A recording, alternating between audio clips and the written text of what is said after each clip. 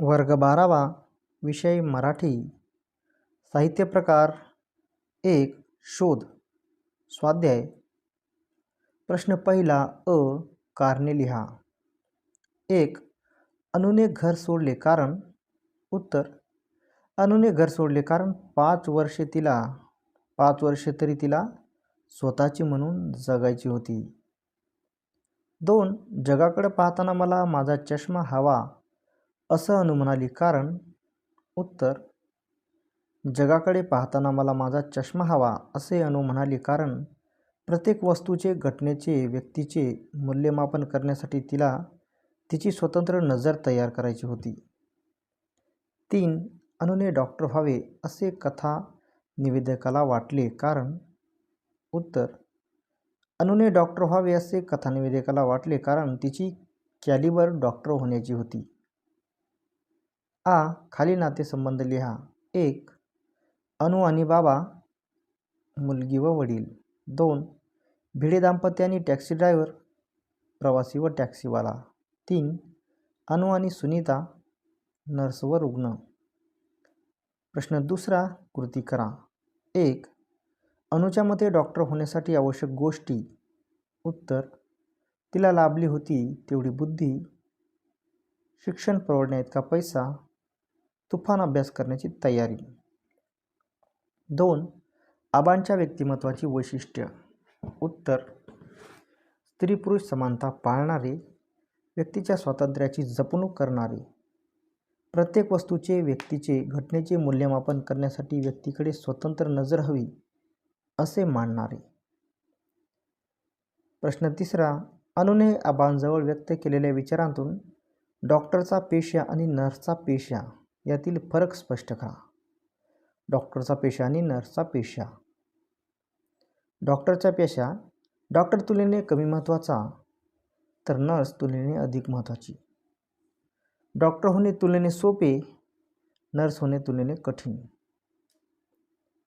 डॉक्टरी पेशात ज्ञानाचा भाग मोठा असतो नर्सच्या पेशात मनाचा भाग मोठा असतो प्रश्न चौथा थोडक्यात उत्तरे लिहा 1 घर सोडण्यामागचा अनुचा विचार तुमच्या शब्दात स्पष्ट करा उत्तर अनुच्या मते माणसे परंपरेने कुणाच्या ना कुणाच्या कलाने चालण्याची सवय लावून घेतात जन्मल्यापासून आईवडिलांच्या प्रभावाखाली वागतात प्रत्येकाला स्वतंत्र मेंदू मिळाला असतो पण माणसे दुसऱ्याच्या मताने वागतात यामुळे माणसे स्वतंत्र अस्तित्व जगाकडे पाहण्याची स्वतंत्र नजर गमावून बसतात अनुला हे अजिबात मान्य नव्हते तिच्या मते प्रत्येकाला जगाकडे स्वतःच्या स्वतंत्र नजरेने बघता आले पाहिजे स्वतःच्या स्वतंत्र नजरेने जगाचे मूल्यमापन करता आले पाहिजे त्यासाठी तिला स्वतःची स्वतंत्र नजर घडवायची होती हे सगळे कमावण्यासाठी तिला 5 वर्षे स्वतंत्रपणे राहण्याचा प्रयोग करायचा होता त्या अनुभवातून ती नवे काहीतरी घडवू पाहत होती घर सोडण्यामागे तिच्या मनात हा सगळा विचार होता अनुला समाज कसा समजून घ्यायचा आहे ते थोडक्यात स्पष्ट करा उत्तर अनुला स्वतःला प्रत्यक्ष अनुभव घ्यायचे होते तिला समाज समजून घ्यायचा होता त्यासाठी ती स्वतःच समाजाच्या व्यवहारात उतरू पाहत होती ही तिला स्वतःच्या स्वतंत्र बुद्धीने करण्याची संधी हवी होती आपल्या बुद्धीवर तिला कोणाचाही प्रभाव नको होता कोणाच्याही विचारांचे प्रतिबिंब नको होते तिला समाजाचे खरेखुरे रूप जाणून घ्यायचे होते नोकरी करणे हा समाजात मिसळण्याचा एक मार्ग तिला दिसत होता नोकरीचा निर्णय घेतल्यावर तिने विचारपूर्वक नर्सचा पेशा स्वीकारला इस्पितळ व रुग्ण यांच्या जगात सुख आणि दुःख खऱ्या स्वरूपात भेटतात जीवनाचे खरेखुरे दर्शनही तिथे घडते माणूस कळतो असे तिचे मत होते नर्स रुग्णांच्या जीवनापर्यंत पोहोचते ती त्यांचा ताप व मनस्ताप या दोन्हीचे निवारण करते म्हणूनच तिच्या मते समाज समजून घेण्यासाठी नर्सची नोकरी करणे हा योग्य मार्ग होता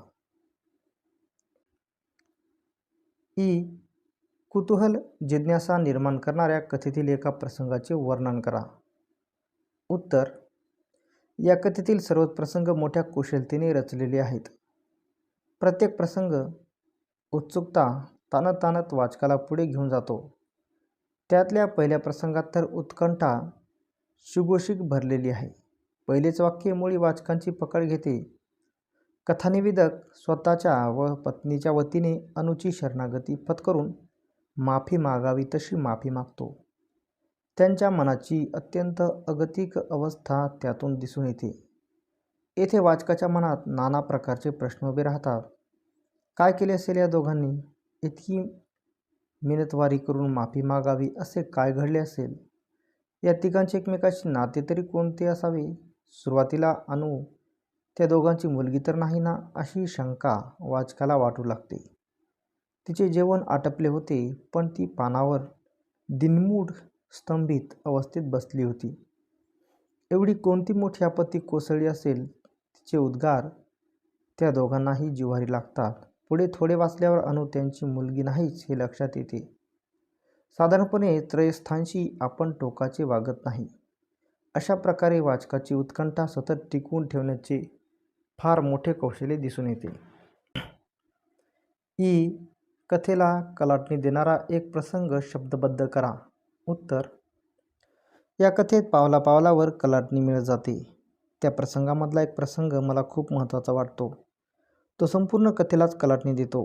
भरमध्यरात्री कथानिवेदन मुक्ता व अनु भाड्याने भेटण्यासाठी निघाले. वाचकाला वाटू लागते की आता काय तर सोक्षमोक्ष लागेल. ती नोट बिड्यांकडे असेल तर मिळेलच, मग सर्व प्रश्न मिटतील आणि टॅक्सीवाल्याकडे असेल तर शोधच खुंटेल. मात्र घडते ते विलक्षणच. वाचकाच्या कल्पनेतही नसलेले घडते. भिड्यांना घेऊन येणाऱ्या टॅक्सीखाली एक म्हातारा माणूस येतो. या अपघाताने अकल्पित घटना घडतात. नोट मिळते. टॅक्सी ड्रायव्हरचे या सर्वांशी भावनिक नाते निर्माण होते.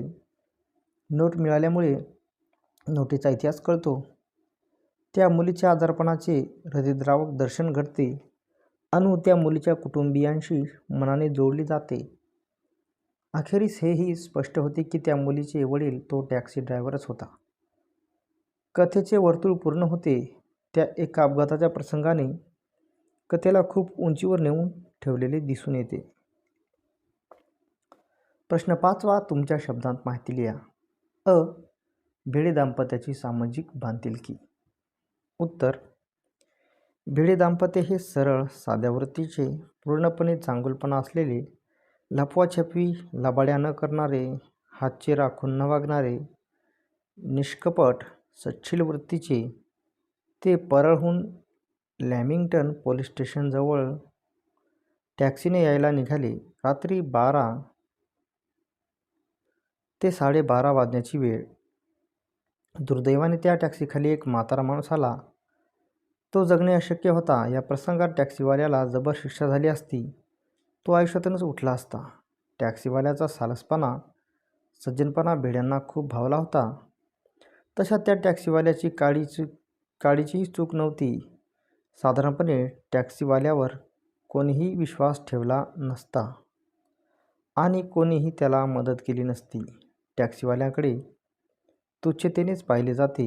त्यांना क्षुद्र समजले जाते. अशा वातावरणात भिडे दाम्पत्याची कृती खूपच उठून दिसते. मध्यरात्री उलटून गेलेली होती. मृत्यूसंबंधातील केसमध्ये कोणीही जवळपास जायलाही तयार होत नाहीत. भिडे स्वतःहून तयार झाले. पोलीस स्टेशनला हेलपाटे घालावे लागण्याची शक्यता असते. आपण अकारण अडचणीत येण्याची शक्यता असते. तरीही भिडे दाम्पत्याने मनापासून टॅक्सीवाल्याला मदत केली. त्यांच्या साक्षीमुळे तो प्रचंड मोठ्या संकटातून वाचला होता. गरिबांना, सज्जनांना मदत करण्याची भिड्यांची ही वृत्ती त्यांच्या सामाजिक बांधिलकीचे दर्शन घडवते. आ. टॅक्सी ड्रायव्हरचा स्वभावविशेष. उत्तर: टॅक्सी ड्रायव्हर हा साधा, सालस व प्रामाणिक वृत्तीचा माणूस होता. दिवसभर टॅक्सी चालवीत असे, प्रसंगी रात्रीही चालवीत असे. तो नुकताच या पेशात आला होता. दिवसा जेवायला मिळाले नव्हते. मध्यरात्री त्याने उसळपाव खाल्ला. अशा त्याने तो कष्टपूर्वक व्यवसाय करण्याचा प्रयत्न करीत होता. आपल्या पेशाला सामाजिक प्रतिष्ठा नाही, मानमरातब नाही याची पूर्ण जाणीव त्याला होती. म्हणून अपघातात त्याच्या बाजूने साक्ष द्यायला आल्याबद्दल त्याला भिड्यांविषयी प्रचंड कृतज्ञता वाटते. जर भिडे साक्ष द्यायला गेले नसते तर तो आयुष्यातून उठला असता. बिड्यांना त्याचा सालसपणा, प्रामाणिकपणा भावला म्हणून ते स्वतःहून त्याला मदत करायला गेले. अनु स्वतःची हकीकत सांगत होती. ते ऐकून तो आतून पूर्णपणे हलून गेला. अनु त्या मुलीशी भावनिकदृष्ट्या बांधली गेलेली पाहून त्याला भरून येते. तो अप्रत्यक्ष रीतीने तिच्या मनाच्या मोठेपणाचे कौतुकच करतो, पण स्वतः पार गलबलून जातो, कारण ती मुलगी त्याची स्वतःची मुलगी होती. अनुशी बोलताना टॅक्सीवाल्याची वैचारिक व भावनिक प्रगल्भता दिसून येते. गरीब कष्टकरी वर्गातला असूनही त्याची प्रगल्भ वैचारिक बैठक लक्षात येते. प्रश्न 6वा. स्वमत. कथेच्या नायिकेचे स्वभावचित्र तुमच्या शब्दांत रेखाटा. उत्तर. अनु ही कथेची नायिका आहे. ती चार चौघींसारखी एक तरुणी नाही. तिच्या व्यक्तिमत्वाचे रसायन वेगळे आहे. वरवर पाहता ती तर रेवाईक विक्षिप्त वाटेल, पण तशी ती नाही.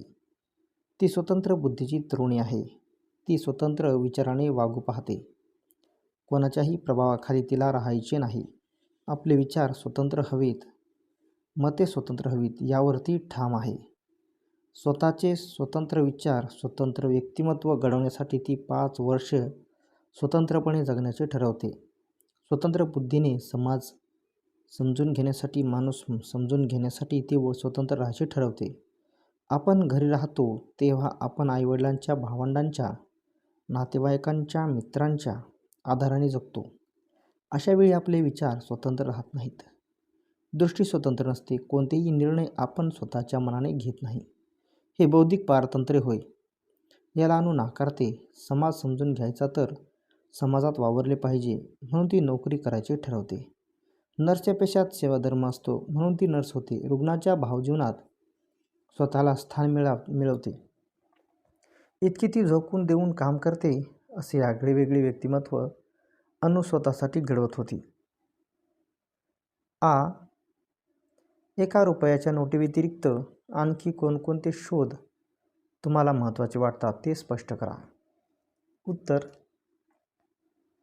अनुच्या व्यक्तिमत्वामुळे एक वेगळाच शोध मला लागला आहे. कोणाच्याही प्रभावाखाली न येता स्वतः स्वतंत्रपणे विचार केला पाहिजे. स्वतंत्रपणे जगण्याचा प्रयत्न केला पाहिजे, असा एखाद्याचा दृष्टिकोन असू शकतो. अनु असा दृष्टिकोन फक्त बाळगते असे नाही, तर ती तसे जगायचे ठरवते. डॉक्टर होण्याची पात्रता असूनही ती नर्स होते. स्वतःच्या इच्छेने, स्वतःच्या बुद्धीने ती नर्सचा पेशा स्वीकारते. सामाजिक व आर्थिक दृष्टीने डॉक्टरपेक्षा खालच्या पातळीवरचा पेशा स्वीकारते. विशेष म्हणजे खालच्या पातळीवरचा पेशा असूनही ती खुशीत, आनंदात राहते. संपूर्ण हॉस्पिटलचे मन ती जिंकते. थोडक्यात ती प्रतिष्ठा मिळवते. आपल्या आवडीचा पेशा पत्करल्यावर प्रतिष्ठेपणे जगता येते हे अनुवरून कळते. हा माझ्या दृष्टीने खूप महत्त्वाचा शोध आहे. माझा पेशा आता मीच ठरवणार.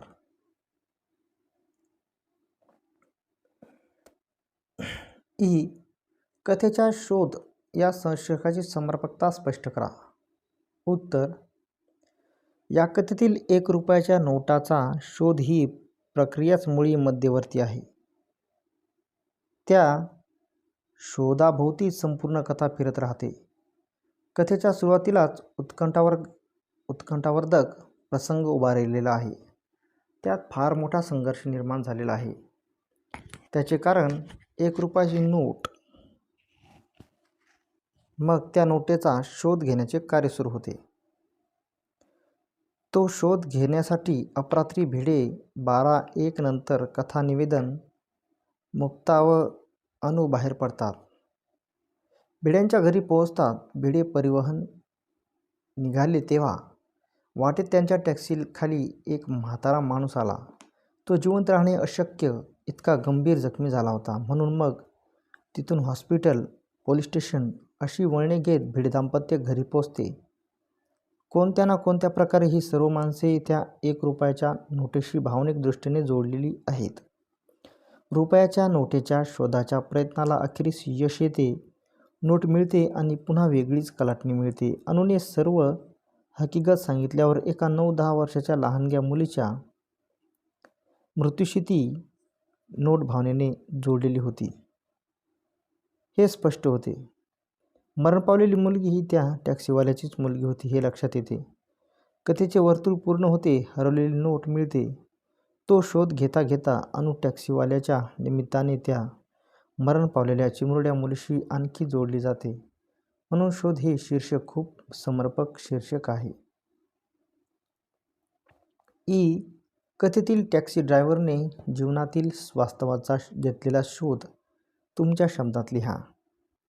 उत्तर: टॅक्सी ड्रायव्हरची मुलगी मरण पावली होती. त्या दुःखात तो बुडालेला होता. अनुला नोट मिळाली. त्या टॅक्सीवाल्याच्या मुलीनेच दिलेली ती नोट होती. ती नोट निर्जीव होती म्हणून सापडू शकली. नोटाचा शोध संपला. पण टॅक्सीवाल्याची मुलगी गेलेलीच आहे. ती पुन्हा मिळणे केवळ अशक्य आहे. हातातून निसटलेल्या सर्वच गोष्टी मिळत नाहीत हे वास्तव टॅक्सीवाल्याला जाणवते आणि तो ते बोलूनही दाखवतो. यातूनच सुचवायचे आहे की माणसे एका अतर्क्य गोष्टीच्या शोधाला जुंपलेली असतात. सर्वजण काहीतरी शोधण्याच्या प्रयत्नात असतात. आयुष्य म्हणजे एक शोधयात्राच असते. काही जणांच्या हाती काहीतरी कधीतरी लागते तर काही जणांचे हात कायम रिकामेच राहतात. बहुधा सामान्य निर्जीव जड वस्तू आपल्या हाती लागते. पण त्या टॅक्सीवाल्याने मुलगी गमावली होती. त्या टॅक्सीवाल्याचा दोष नव्हता. त्या मुलीचा दोष नव्हता की तिला वाचवण्याचा प्रयत्न करणाऱ्यांचाही दोष नव्हता. ती मुलगी कधीच भेटणार नव्हती. आयुष्य हे असेच आहे. अत्युच्च निरंतर असे आपल्या हाती कधीच लागत नाही. माणसाला हा शापच आहे. प्रश्न 7वा अभिव्यक्ती स्वतःचा स्वतंत्र मेंदू घेऊन जन्माला आलेला जीव दुसऱ्याचा ऐकतो. त्याच क्षणी तो स्वतःचं अस्तित्व निसर्गानं जगाकडे पाहण्याची दिलेली स्वतंत्र नजर हरवून बसतो. या विधानाबाबत तुमचे विचार लिहा. उत्तर: निसर्गाने प्रत्येक माणसाला स्वतंत्र देह दिला आहे. त्याबरोबर स्वतंत्र मेंदूही दिला आहे. आपल्या मनात 2 पावले चालण्याची इच्छा निर्माण झाली की आपला मेंदू कामाला लागतो. तो पायांना आज्ञा देतो. पाय 2 पावले पुढे सरकतात. याचा साधा अर्थ असा की आपला मेंदू आपल्या इच्छेप्रमाणे आपल्या विचारांप्रमाणे वागतो. मेंदू आपल्या ताब्यात आहे. आपण सांगू तसं तो काम करणार. पण इथेच खरा मुद्दा आहे. आपण जो विचार करतो तो विचार आपला स्वतःचा असतो काय? आपण काय करतो? आपला मित्र अमुक एका पद्धतीने वागतो म्हणून आपण वागतो.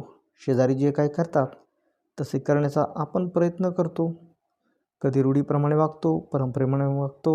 म्हणजे आपण आपल्या बुद्धीप्रमाणे वागत नाही.